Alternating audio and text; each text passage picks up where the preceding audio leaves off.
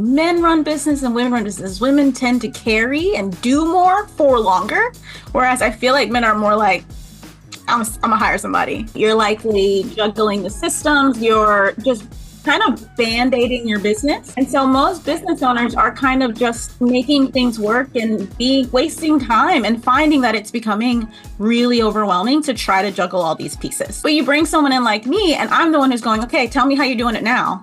What do you hate? All right, let's fix it.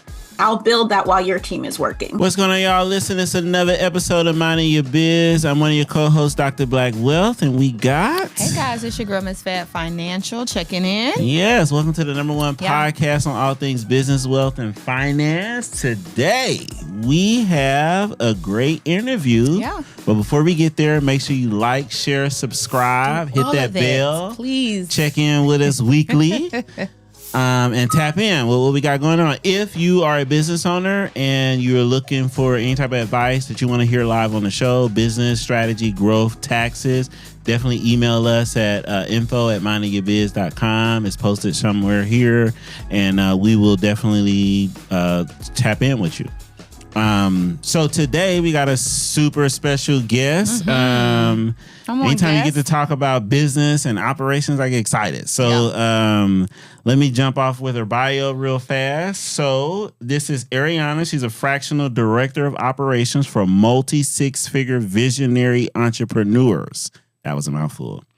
She specialized in streamlining backend operations to help leaders focus on their zone of genius while building scalable, sustainable businesses through offerings like the Visionary Blueprint VIP Day and the Architect. She creates tailored strategies for business owners to reclaim time, increase efficiency, and elevate their leadership. When she's not brainstorming ways to make the unsexy side of business shine, you'll find her consuming any book or movie that causes deep emotional turmoil and convincing everyone that video games are totally acceptable adult hobbies. I love that. I just started playing video games like a year ago. So without further ado, you guys welcome Ariana to the show, our fractional operations person. Yeah. Let's talk to him. I know we working on the sound effects, Ariana. Forgive us. We working on them. But why don't you, I know I did the bio, but just kind of introduce yourself again in a way you want the audience to know you and see you. Yeah. Yeah. Well, again, I'm Ariana. I am a fractional director of operations, meaning I make your back end look really sexy in your business, mostly. And I work with a lot of multi-six-figure women who are really passionate, have a lot of vision, and want to launch a lot of things at one time. And I help them refine that into something that's strategic and scalable and lets them pursue their passions without necessarily burning themselves out. So that's my nice little zone of genius for me. Yeah, I like that. So tell me or us, how did you even get into being operations? Where did this come from? Even fractional. Why not? Anything operational is weird. So that's how did, people don't normally, I know they got schools for operational people, but this is not things most people go into. So how did you get into it? I agree. Accidentally via TikTok is the real answer. Okay. TikTok. That's y'all TikTok people. During COVID, I was working for a fractional CFO. Yeah. And what did everybody do who ran a business? Go make sure and find out how long their money was going to last. Yeah. So we were doing well because, they needed their CFO to make sure to track their money. And so we were growing. And so I randomly posted on TikTok when it was at its peak and was like, hey, I've been doing a whole bunch of organizational stuff and now I got to manage a team. I'll trade you tips for tips. And everybody told me I had the wrong job description. So that's when I realized, okay, operations is kind of where I've been accidentally landing while helping that business grow. And I deep dived and turned it into my entire personality. Nice. Wow, nice. That's pretty dope. Yeah, for sure. Going to the community and getting a census of wait a minute, I think you're in the wrong field. I love that. Understanding your passion and where you want it to be. Yeah. That's a gem. I think a lot of people are in the wrong skin, right? They're swimming in the wrong pond. So I do want to ask you, because you mentioned, hey, you help a lot of women. Was that on purpose, intentional, or is that just kind of how it mapped out? I am always going to uplift and empower women. So I tend to just gravitate in that realm. And a lot of them are managing the most, right? They're the ones most likely to have the family. They're the one most likely to try to launch something while juggling other things. And so it's been a really easy alignment because they're the ones who need that like business organization more than anybody else. Got it. Love that. Yeah, men got to get together. Men are just not that organized. I know men. Ride it till the wheels fall off. That's very and true. And then we'll get it fixed. They were like, oh my God, the wheels have fallen off. That's very true. That's very true. You need to replace the tire. You'd be like, it's good for another 50 miles. Yeah. That's so true. Speaking from personal experience anyway. For sure. Definitely I'm speaking from personal experience. Even in the business, I think that men have a way of just kind of not seeing a lot of the weeds. We're like, let's fuck the weeds and get it out. A lot of men are not detail oriented. Yeah, for sure. So tell us about like all right, so we get it. Operations, you work with the CFO firm, operations, and found like your sweet spot. But to a business owner, like what does that really mean? Like why would I hire you, or what would you do for my business that might be transformational? We often carry everything ourselves. Mm-hmm. You're likely juggling the systems. You're just kind of band-aiding your business. Yeah. Mm-hmm. And when you're trying to band-aid your business, eventually it's not going to hold up. Mm. And so most business owners are kind of just making things work and wasting time and finding that it's becoming really overwhelming to try to juggle all these pieces. Mm. And so you've pieced together a tool, you're not seeing your team efficient, you don't know what anybody's doing, you don't know deadlines, you're falling behind. It's when the stuff starts to fall through the cracks that you start thinking about, okay, how can I make this more efficient? And by the time you get there, you probably have too much work. You've probably got too many clients. So you really don't have the capacity to be like, yeah, let me burn everything down and rebuild it. So you bring someone in like me, preferably before you get there. But, usually it's when you're on fire already. But you bring someone in like me and I'm the one who's going, okay, tell me how you're doing it now. What do you hate? All right, let's fix it. I'll build that while your team is working. So that way you can kind of transition without a complete company pause. You're right. Like an operational therapist. For sure. I mean, because it's definitely a thing. I'm feeling it right now. So I guess going into that, like how many businesses you find, what's the ratio of those that bring you in before or those that bring you in like in the fire? It's probably 75-25. Majority of the clients I work for are teensy bit spicy, little ADHD, get really excited on doing a lot of things at once. Yeah. But because they're also like really good hustlers, they're really good at sales, they're really good at moving, those things work for a time. Yeah. They're just not sustainable. Yeah. So they're usually, most of them are coming to me when the pain points start, not necessarily preemptively. And that's usually nice because it's clean. It's easier to like rip something out and redo it when you have a plan, you have a workflow, but building it from scratch means you've kind of just imagining how it might work. So for sure. Yeah. I do have a question because you said fractional, meaning like you're not on a particular company long term. Was that also intentional, or did you find that businesses either didn't have the capacity, the salary, or didn't want a full-time operations manager? Or was that just you work better just kind of fix the problem and then head for the hills? Or how did that come about, the fractional part of it? Honestly, it was a little bit of both. So like I thought when I launched and I want to do this, like I'll do a few projects, I'll fix a few things. And it just turned out I'm really nosy. And I couldn't stand that like other things were falling apart while I was like siloed over here. Mm-hmm. And so I just kind of rebuilt my business to be as holistic and thorough as possible in a smaller container. And so it's very renewable. The process that my framework is something that every business should be doing fairly often, which is just auditing your process and optimizing it regularly, quarterly, annually. And when you're not doing that, that's when stuff starts to fall apart. So I just built my business to work in that like quarterly containers so that you can go all in. And if that's not like, especially businesses who are just getting to that scaling point, it's hard to be like, yeah, let me bring on somebody full time at a director level, right? And so I can come in, rework an entire department, build some dashboards, let you know it's working, and then walk away with some consulting for a while, let you get your feet, get your sea legs, and then come right back and say, all right, time to do it again. So it's container with the intent of being able to go all in and thorough, but not overwhelmingly so. That's really the sweet spot to making a lot of money, because a lot of business owners need a lot of like corporate services, if you will, but they can't afford it full time, right? And so it's easier to contract yourself out from a fractional basis, which is how we went on the CFO side too. Yeah, because you kind of get into that. But I love that. I guess the ingenuity of it, because we talk about Black wealth a lot, and so you need the corporate structure, you need some of that guidance, but when those businesses are starting out in form, you don't have maybe the cap to bring in someone full time. So her creating a business out of that, I think is super smart and amazing. I do like that. Yeah, for sure. So coming from a fractional CFO side, right? How much of your work actually crosshairs there?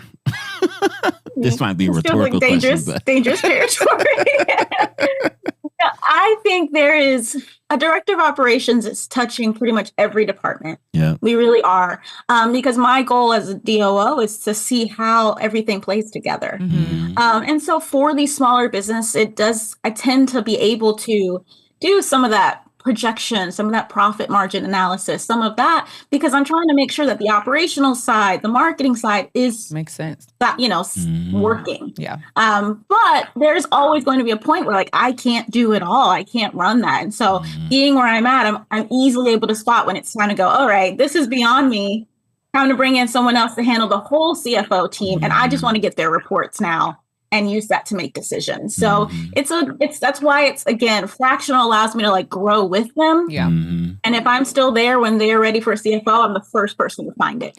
I see a business opportunity, a whole fractional C-suite business. But but they're already out there. I mean, Ariana's one of the people who I think, in my opinion, you're champion at operations side, but of course the CFO is probably the most common just because it's an arm leg from bookkeeping. And so that dance to toe line, because as a CFO, I'm always in somebody's operations. However, I'm not that detailed in somebody's operations. But that's why you have, but I think for businesses that are starting off and growing, they don't maybe even understand what the C-suite executive level, why it's even needed. Yeah. But those positions are needed because it's super niche down. I'm working on operations, how the customer service of the client, how do they get their information, how we operate, how we dealing with the employees.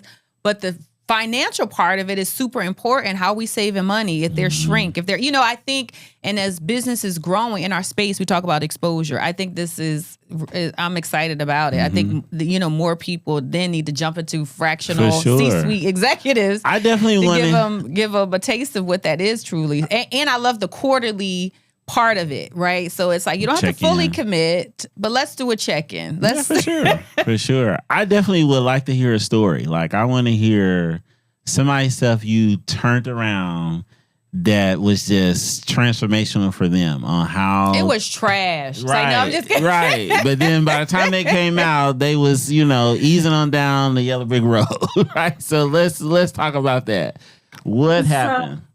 I have a story for sure. Okay. So first things first, like I mentioned, as a fractional container, it's very renewable. Yeah. So I am not locking people into a retainer, but there are going to be those clients who are like, oh no, we're sticking with you. Like keep building, keep growing. And so honestly, one of my biggest and first clients when I started really leaning into this work was a career coach. And she was redoing resumes and collaborating with people. And she was selling all of her business through TikTok, which was very relatable for me because so was I. guy. And so we connected. She was probably generating her first 5 figures that year, right? That was her first year. She was just getting into it, getting things organized. And I just came in to organize her books because that happened to be my background. That was the project she asked. We had a lot of conversations along the way. So she brought me on to consult. And we started my little 90-day containers with her. And by the end of that year, we generated $900,000. Oh, Nice. wow. Nice. And a lot of it came from she knew she didn't want to do resumes. She didn't want to deliver this work all the time. So she was like, I want to build a team. And I was right there going, here's the plan to build a team. Here's the plan to build this offer. Here's the plan to redo the website. Like, we were making strategic departmental improvements all year long without going all in. And by the end of the year, she was able to outsource to two people on her team. By the end of the year, she had a team of 5. She had generated almost $1 million. This year, the next year, she was on track for almost $2 million. Nice. And this year, we're on track for 3. So she's continued to work with me, but because she sees the value in continuing to scale, and she's scaling very quickly, she's been able to make sure that every time we want to make a change, full system audit, full system improvement. She can sell hundreds in a day of resume revisions. So she needs a system that's robust. And we have built it from the ground up and optimized it every couple of months to make it work. And now she can have, 6-figure launches in a day, and all of our systems work and all of her stuff goes through and people are onboarded without having to do any manual work. So I consider that a massive really good. growth. Yeah. Yeah. A resume. What is that? She's like, and I'm people want curious to change now her careers. business model. I'm like, Yeah, I don't know. But no, but that's really good. I guess from doing it, tell me about the stuff that you find like sexy and the unsexy of it all. Like what's the thing that clicks for you with this stuff? It's pretty much everything that makes a visionary's eye twitch. Yeah. You want to sit down. They love to see the money. They love to talk about sales. yeah. But no one wants to talk about profit margin. Right. No one wants to talk about forecasting. Yeah. So it's like, I'm the one that's like, oh, hey, like this is where your stuff is coming from. These are where the stats in your marketing side that show this is working, because they're not going to go look at analytics. They are just looking at conversion. And so I dig a little deeper and make sure that we're looking at data. I dig a little deeper and make sure that like anytime the team is like, this is so annoying or this is inefficient, I'm like, I don't like that. That's the stuff that gets me excited. If I just see anyone struggling anywhere in the company, I'm looking for areas to improve so that you're efficient, you're comfortable, the team is comfortable, and you're creating a really good culture for your business. Oh, nice. For sure. I like that. What's your benchmark, like in terms of like the, I guess, salary cap? Like when you are like, you know what, I won't work with you if you're not at least making this. I feel like some people aspire for grandiose things, but they're can't not afford it. Let's just be clear. That's not, so kind of weird. You're Money like, a little funny. I really would like to work with you, but I don't think honestly you can afford this. Like, what's your line in the sand for income or sales? Yeah. We're generally looking for people who can generate routinely $25K a month or more, because that's, they're obviously creating something that's selling or they have a high value product. Looking for those 6-figure who have already broken their 6 figures and whose zone of genius really is in sales and marketing is usually my best collab.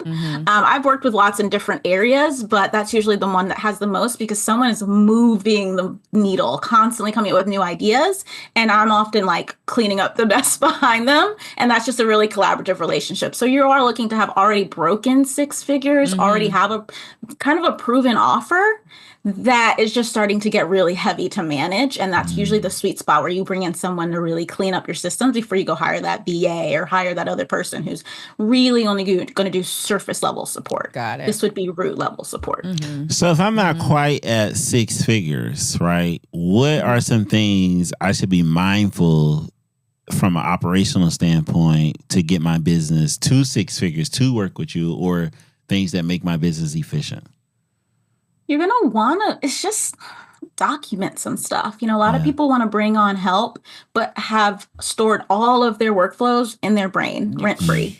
And it's just sitting there and they're unable to communicate that well because they've been doing it themselves. They're piecemealing it.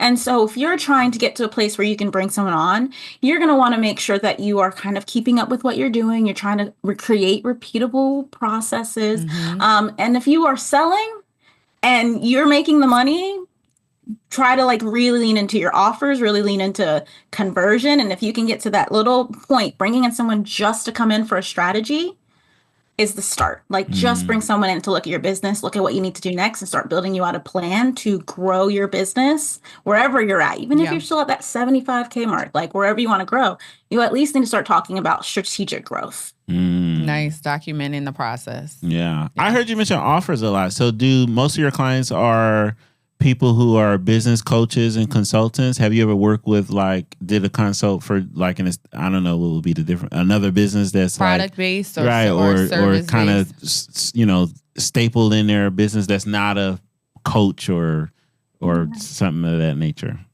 Primarily, online service providers tend to be the ones that are kind of really hands-on. And so they're the ones that jump to needing that because it's them. They're answering all the emails. They're scheduling all the calls. They're planning their own offers. They're going to conferences. So they're trying to figure it out a lot. People who are doing product-based business typically are just not quite looking for that until they're at much larger volume scale. Yeah, so that makes sense. Typically it's a service provider who's looking for someone to start making their life easier. Yeah, for sure. Because a good offer could bring in a lot of money at a short period of time. Yeah. How much of this is? Go ahead. I'm sorry. Go ahead. I say inefficiency can spend that money really quick. For sure. So, and that.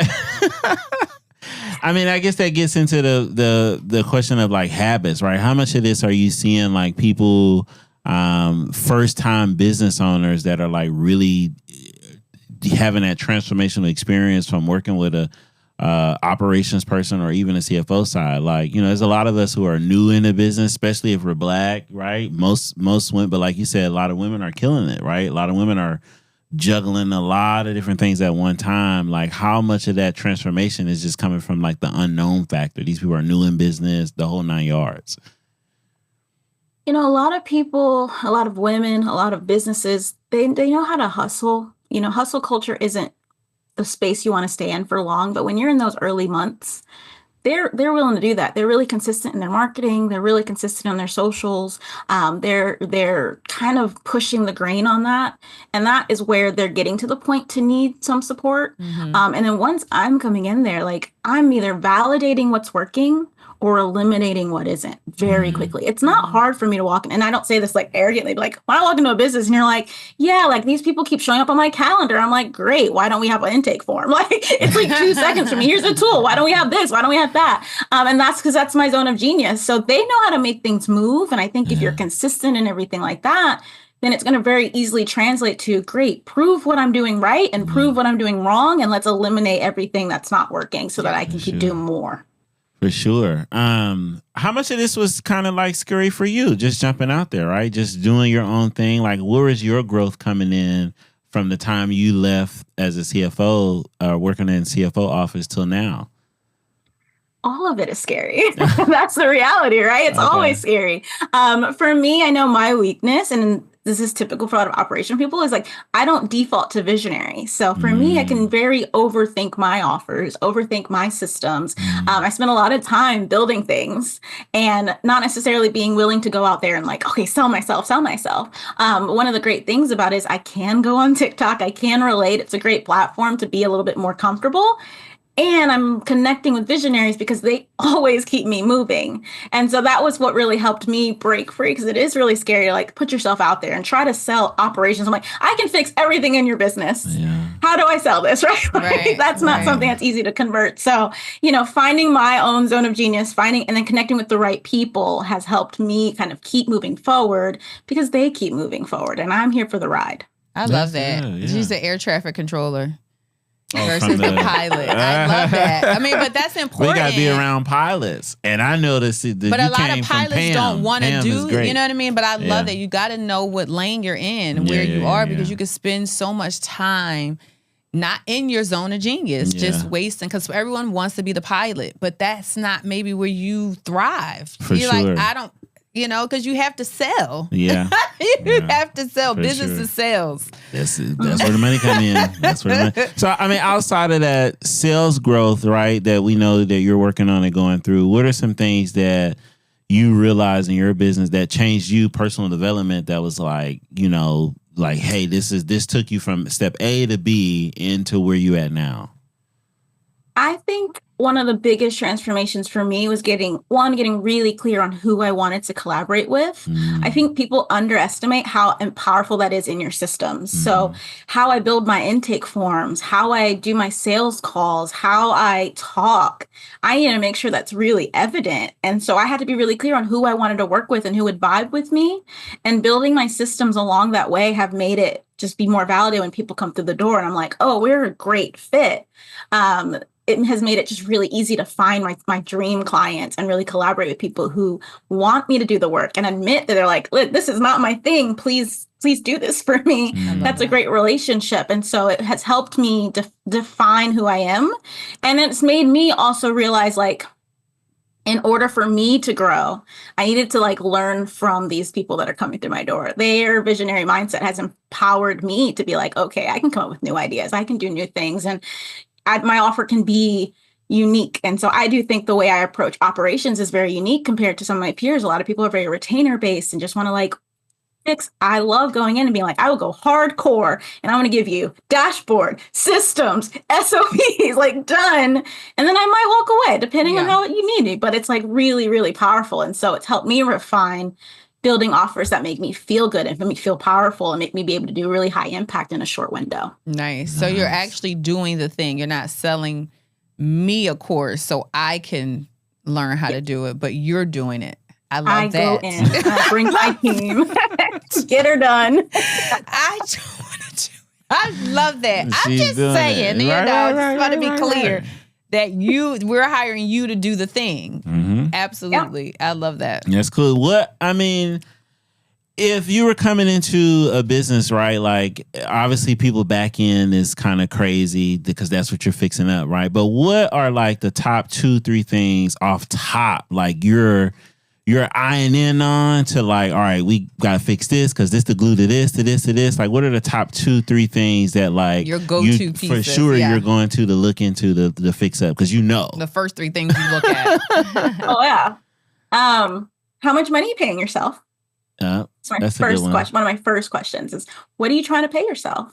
Because the very next follow-up question is, what are you charging for your offers? Do you know how many you got to sell this year? And then the very follow-up question is, okay, well, if you wanted to sell at that rate, you're going to need 47. Is that the number you want? Let's make some refinements on your pricing. And then that bleeds right into systems, because the next place to make more money is to take that offer, raise the rate, and then lower your time investment. And now that margin just went way up. And so those 3, in that order, everything else is gravy. Everything else is, we can talk about your client experience. That's usually the next phase. But right there, once I know what you're trying to pay yourself and what you're charging, and if those offers are selling and working and are efficient, we can start to make so many decisions when we clean that up. Right. Oh, that's really good. I bet you get stuck at question 1. A lot of people don't know what they want to pay. Right? No, for sure. They get stopped. They're like, what? I just take money out the checking account. Right. I don't even. That's definitely. I'm not even on W-2. They're like, I don't even pay myself. I just swipe the card. The reality, right, and we're all business owners in here, is you don't, at some point you don't. It's in the beginning, like you said, in that hustle culture, you're not really thinking about that. You're thinking about, I got a product or a service, or I can do whatever, and I need to just make the money, right? Yeah. And then part of you don't even know how well your thing is going to kick off till it really kicks off right before you really need a fire. So, before you start putting fires out. I don't know. I think that's the thing. What do you do first, the chicken or the egg? Or do you hatch the chicken? Because I feel like some people say, don't build the plane, or what is it? Don't build the plane while it's going down. Right. Have some of this stuff pre-thought out, preset, right. So as you're flying, you know what's going on. But I think it's difficult because you do want a starter that could just do and sell, right? And then sometimes you get bogged down by planning. You know, you can get really stuck. And so that's the $1 million question.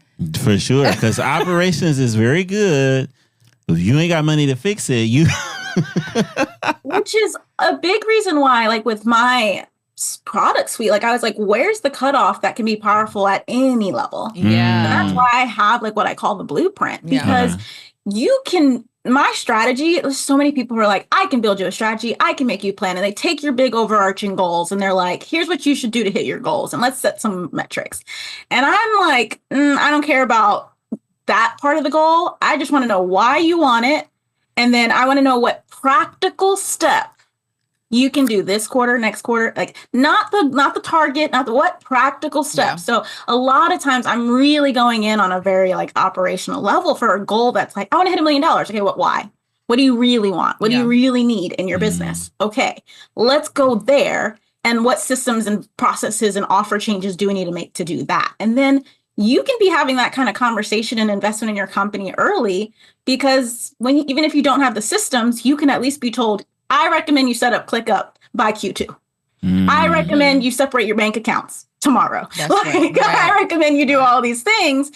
Even if you're in that early phase, having someone sit down and tell you strategic steps to improve your business on an operational level is a massive guide to getting to the point you need to be to take further steps. Nice, real actionable steps for sure. I bet there's a story there. How much have you seen your job be operational therapy, right? From asking people the why question. What has come up that's been like, wow for you?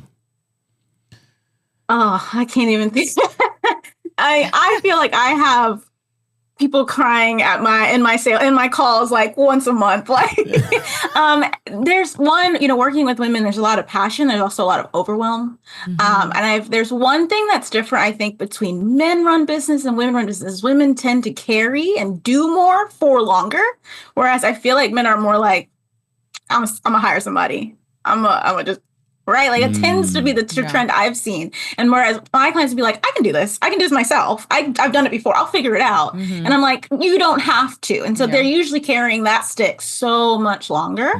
And so there's a lot of overwhelm. And they're also carrying a lot of mental load in other places. So they come to me like, I just want this to be successful. And I can't remember the last time like I could take a lunch without being really stressed out. And you're just like, ooh, okay, we have some quick wins we can do here. But I get tears regularly. For women, for sure. For sure. I bet culturally just take on way too much. By the end of it, they're like really relieved. You're making more money and you're more time, more you got personal less time. Stress and you got more time. Yeah. And most of them probably have children, so you spend more time with your kids or a spouse if that's a thing, right? I mean, it's very good. You're probably saving marriages out here. Yes. I think therapy has taken on a new course of action. If you have more time, you're not stressed out, so you'll be a better wife, mom. Period. All kind of stuff. That's your new tagline: better wife, mom. I mean, that's the real conversation. When I'm asking them, like, what are you paying yourself and what's your take home pay? Like, part of that is like, what do you value your time at? You're the most important part of this business. Yeah. You should be paid the most, not some VA that you're hiring because you're not paying yourself. They're going to help you check your email. Like, you're the most powerful person in this company. So why are you paying yourself pennies? And so once you kind of put a dollar on how much your time is worth, that's the first win when it comes to ops. That's a lot of money. That's scalable. That's calculable. I'm not going to multiply that by, I fixed your onboarding form and saved you an hour times every client for the rest of the year. Yeah. Like that is that stacks. So it's understanding your worth is a big part of investing in your operations. You are worth not hustling and having to do the admin work of your business. You are worth being able to stay in your zone of genius. And so when you start putting a dollar amount on that time, it makes a big difference in realizing why operations is essential. I definitely like that. Yeah. From All right. So from an operations and business perspective, right? Because we're diving into different operations, different people's business models. Like, how much goes into your own like learning, you're studying? Are you studying like big companies? Are you just diving into your current clients? What reading materials are like? What are you doing to replenish your own strategy process? Yeah. I continue to stay attached to my operational, networks. They know what tools are coming out. But I also have delegated for my own self the systems development. I can do a lot of stuff in ClickUp and a lot of tools, and I can figure a lot of things out. But I ain't got that kind of time while I'm over here trying to be a therapist, right? So I have to really balance that out. So I bring other people on my team, and between our like collaboration, there's a lot of growing and learning about tools and staying on top of the latest technology. And we're always very aware of the tools that we're using. When they're making improvements, we're not afraid to be like, ooh, let me test it out. So if I can use this for a client, we know it. So we just try to stay really apprised of the industry, the tools that are happening around us, and also just what's going on economically, because I've got to give a lot of advice. And a big part of stability is knowing what might happen in the system, in this, just economically. I need to be prepared for what the impact could be. So I have to stay very apprised of that as well. That's really, especially the economic part. Like, most people not really thinking about how much of that really affects what's going on in business. Like, what are you specifically diving into from an economic standpoint that might change your business or a client's business? Well, because I'm about stability, I'm often having a lot of that like money conversation about like, what money are we putting in reserves? Are we planning to have 3 months of operating expenses set aside? Because you might have this current trajectory of sales, but at some point it might slow down if the economy changes. People's needs are going to go up and down. You need to know, depending on what client I'm working with, are people going to buy more or buy less in this time, in this season? Are service providers going to hold their money closer to their chest or let it go? And my clients serve different people. So I've got to be, aware of both sides of that, not just what businesses are doing, but what people are doing and what are they spending, and are they going to be changing jobs or careers or stuff like that. Like, I got to know that stuff. And so that plays a big role in how I secure and structure that back end of the business, whether it's financially or system wise. No, that makes a lot of sense. Sounds like that makes a lot of sense. There. Well, we'll leave that alone. You gotta be abreast. I guess. What's happening with you going forward, though? Yeah, like what is your plan? The next step for the next phase of your business? And while you're answering that, tell us your process. Like, if somebody wanted to work with you, what's kind of your process to get that done? What do you take them through? Yeah, well, as of now, I've been really leaning and refining my 90-day container, The Architect. I collaborate with my strategic partner, Devin, and she's really valuable in making sure we get a lot done in that short window. But it's very heavy on the strategy. It's very heavy on the weekly routines that will make you a good leader. So that's my main thing. I'm really trying to get really impactful and fill up my calendar. We're almost full for the year, which is a really good feeling. And then also I've been working on a private mastermind. And so I launched this really random idea last year and invited a few of my prior clients to redo their strategic maps in a group mastermind format.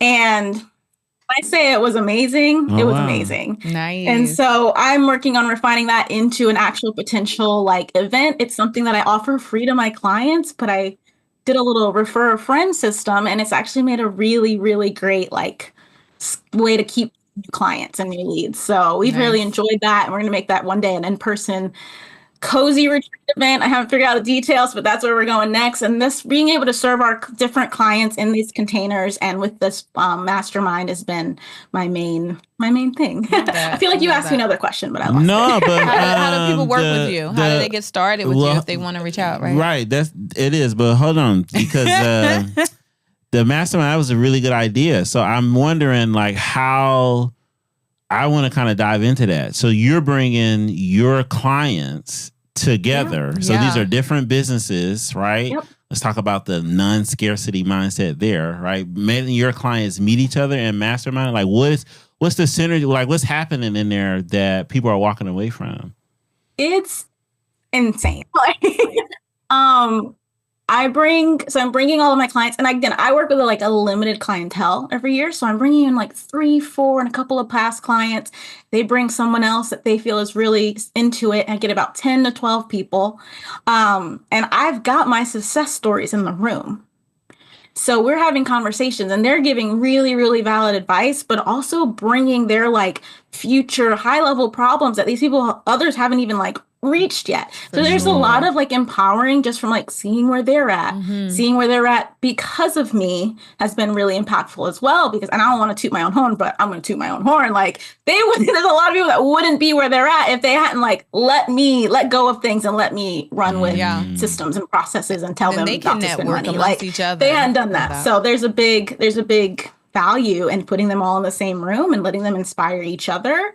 And it's been pretty impactful. We've done 2 big iterations and it's been a great process. So we're excited to do more. I love that. That's really cool. One thing you said that's like sticking out to me, I run into an issue from a fractional CFO side is like seeing problems and finding solutions and strategy for it, but then being allowed to actually implement it, right? Or walk, because the business owner sometimes it's kind of funny depending on who it is, right? Because you don't want to let go of the reins, or you don't know what you don't know. So it's kind of, sometimes it could be a struggle. Sometimes I walk away frustrated, but come back to it. And something you said just made me think about like how many people you're going through that you got to say like, no, listen, if you do this, I'm telling you, right, like to convince them to let you, or I guess the behaviors. How do you promote navigate that behavior so you can actually do your job? How do you promote them to execute on the behavior and the system that you create?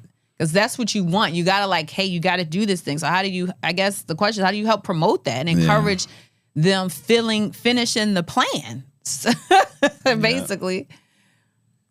Well, one, it's a big reason why I come in with somebody. I don't trust them. In the beginning, they have so many ideas, and it is very unlikely for me to know that if I go in there and be like, sure, hand this off to your VA, that it's going to get done in a timeline that I want to get things done in. Right. And so one, walking into the business clear is like, this is a leadership collaboration. I am a strategic partner. And so I walk into that business as that person. I'm not here to be your employee. I am not coming in as an operations manager. I am here to build and identify systems and build your strategy and develop your business. So that's the first thing. And then once I'm in there, like I bring my systems expert. And so when I say we need to build something, I am not giving it to them. And the funny thing is this was my role in my old job. So when I was working for CFO, my job was to go in and clean up the books, because I know how frustrating it is when people, you like, yeah, this is my problem. And then you get in there and you're like, oh, you haven't updated your books in 3 years. Like, that's not really the problem. So you go in there, you want somebody to clean it up. And that was my role back then. I cleaned it up so that they could be efficient. I built my business for me. So I go in there, I say, this is your strategy. I bring someone up to build, and I'm clocking the data immediately. So I can come to you by the end of our first collaboration or container and tell you how much money I just saved you. Nice. And by doing that and seeing the value and the time on a routine basis, they start to really see, like, listen, the more I argue, the less likely. And I have to give. Like, there's going to be times where they're like, I came up with this new idea last night, and I already built a web page for it. Great. Before you go forth and conquer, I'll be here to clean up the pieces. Right. And so I have to walk that line between, here's my recommendation, here's what I would avoid, here's what I've done for you already. Right. And then also go try it. Let me know how it works for you. Yeah. And then they'll learn. Yeah, it's a give and it's a great relationship. Yeah. Like a lot of times, it's really been powerful. Not in like a sassy way where I'm like, good luck with that. Like, it's just been very like, I tried this went wrong. They come back to me the next time. They're like, so I have this idea. What do you think? And I'm like, oh my God, I'm so glad we're here. And we start moving forward together. No, I definitely like that. So any like last things that you want like the audience to know, definitely tell them how they can find you, to work with you. We'll definitely post everything in the descriptions and the show notes, but for sure, let them know how they can find you, how they can work with you, all this stuff. This was really good. I enjoyed this conversation. Operations. I enjoy that part of the business. I'm not a front runner, but I enjoy that. Well, yeah, for sure. Great. So if you are a visionary with a million ideas and you are definitely hitting that point where you're like, how am I supposed to get all these things executed? You're going to want to find me on TikTok at Ariana Tanine. That's where I spend a lot of my time. You're going to want to find me on TikTok, but also feel free to reach out to me at my website. Same name, www.arianatanine. And that's where you can just fill out my application. That's going to ask you some really good operational questions and it's automated and it's going to get you right at my calendar so that we can chat about what your business needs to grow. And then, we've got a few more slots open this year. Build your strategy, build some systems, and get your business scalable and sustainable. No, I love it. Yeah. Definitely a good system. I went through it, the initial process. So it's definitely life-changing. Life-changing. So cool, man. No, I love it. I guess with that, we'll wrap. And make sure you guys like, share, subscribe. Hit that bell. We're going to be bringing more exciting guests, more on the show. Let us know who you want to hear from. Please, if you are a business, thinking about business, operations and finance, they work hand in hand. They are two separate departments.